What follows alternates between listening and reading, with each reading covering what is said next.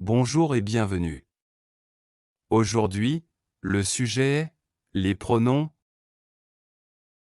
Dans cette vidéo, nous allons tout apprendre sur les pronoms en français, les pronoms réfléchis, toniques, compléments de objet direct et compléments de objet indirect, et aussi, iéant. Je vais vous donner des exemples clairs et simples pour chaque type de pronom afin que vous puissiez les utiliser correctement. Allons-y. Les pronoms sont des mots très utiles pour éviter de répéter des noms et pour rendre les phrases plus fluides et naturelles. Les pronoms sujets, je, tu, il, elle, on, nous, vous, il, elle, remplacent le sujet du verbe, ils désignent la personne ou la chose qui fait l'action. Je, première personne du singulier, je vais au marché tous les matins. Tu, deuxième personne du singulier, tu parles très bien français. Il, elle, on, troisième personne du singulier, il aime beaucoup la musique classique. Elle joue au tennis tous les samedis. On va au cinéma ce soir. Nous, première personne du pluriel, nous partons en vacances demain. Vous, deuxième personne du pluriel ou singulier de politesse, vous avez terminé votre travail. Il, elle, troisième personne du pluriel, ils jouent au football dans le parc. Elles étudient pour leurs examens demain. Pronoms réfléchis, me, te, ce, nous, vous, ce, sont utilisés avec des verbes pronominaux où le sujet fait l'action sur lui-même.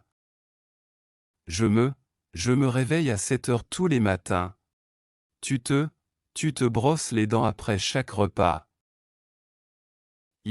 Elles ils se préparent pour aller au travail. Elle se repose après une longue journée. On se retrouve au café ce soir. Nous nous promenons dans le parc chaque dimanche. Vous habillez pour la fête ce soir? Elle ils se rencontrent au café tous les matins. Elles se couchent tard chaque nuit. Pronom tonique, aussi appelé pronom disjoint, moi, toi, lui, elle, nous, vous, eux, elles, sont utilisés pour insister sur un pronom personnel, ou après certaines prépositions et verbes. Contrairement aux pronoms sujets, ils ne sont pas directement liés au verbe, mais servent à renforcer ou clarifier l'identité de la personne. Moi, première personne du singulier, moi, je préfère le chocolat noir. Toi, deuxième personne du singulier, c'est à toi de décider. Lui, troisième personne du singulier masculin, je vais chez lui ce soir. Elle, troisième personne du singulier féminin, c'est elle qui a gagné la compétition. Nous, première personne du pluriel, venez avec nous au restaurant. Vous, deuxième personne du pluriel ou singulier de politesse, c'est vous que j'attendais. Eux, troisième personne du pluriel masculin ou mixte, eux, ils adorent voyager en Asie. Elle, troisième personne du pluriel féminin, j'ai vu elles hier au parc. Les pronoms COD, complément d'objet direct, me, m', te, t', le, la, l', nous, vous, les, remplacent le complément d'objet direct dans une phrase, c'est-à-dire ce qui subit l'action du verbe. Leur rôle est d'éviter la répétition du nom déjà mentionné ou compris dans le contexte. Me, moi, première personne du singulier, il me voit chaque matin. Te, toi, deuxième personne du singulier, je t'ai appelé hier soir. Le, lui, troisième personne du singulier masculin, j'ai vu ce film hier, je le recommande. La, elle, troisième personne du singulier féminin, il la connaît depuis longtemps. Nous, première personne du pluriel, tu nous as invités à ta fête. Vous, deuxième personne du pluriel ou singulier de politesse, je vous entends bien. Les, elles, troisième personne du pluriel, ils les ont achetés hier. Les pronoms COI, complément d'objet indirect, me, m', te, t', lui, nous, vous, leur, remplacent le complément d'objet indirect dans une phrase, c'est-à-dire la personne ou la chose à qui ou pour qui l'action du verbe est faite, en relation avec des verbes construits avec la préposition à.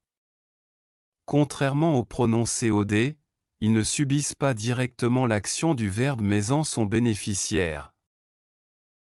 Me, à moi, première personne du singulier, elle me parle souvent. Te, à toi, deuxième personne du singulier, je t'écris une lettre.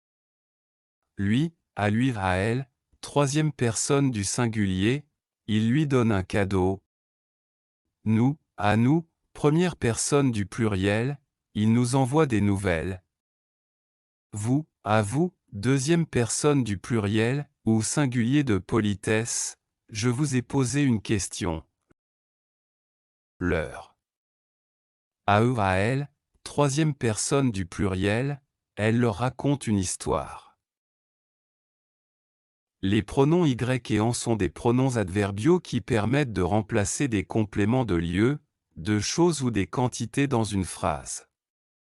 Leur utilisation est essentielle pour éviter la répétition de certaines structures.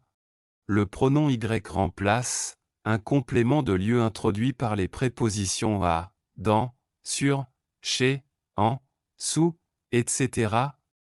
Un complément indirect pour des choses introduites par à, mais jamais des personnes.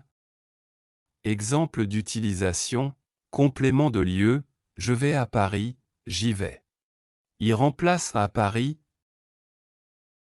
Il est allé chez Paul hier, il y est allé hier. Il remplace chez Paul. Complément indirect de chose, tu penses à ce projet, tu y penses. Il remplace à ce projet.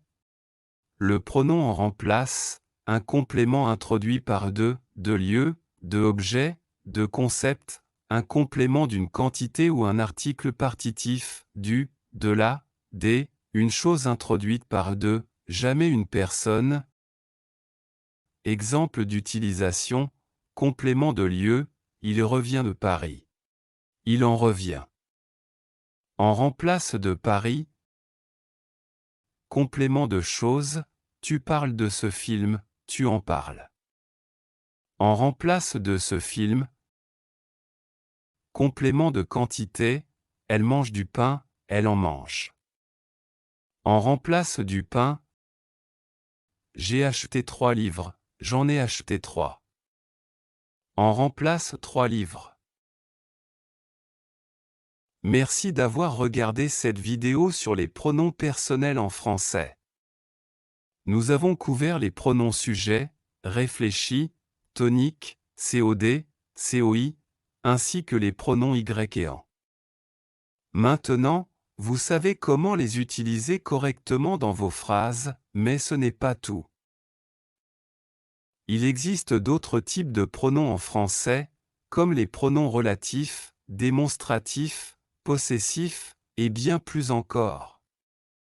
Restez connectés pour notre prochaine vidéo où nous explorerons ces autres pronoms en détail. N'oubliez pas de vous abonner, de liker et de partager pour ne rien manquer de nos prochaines leçons. À bientôt.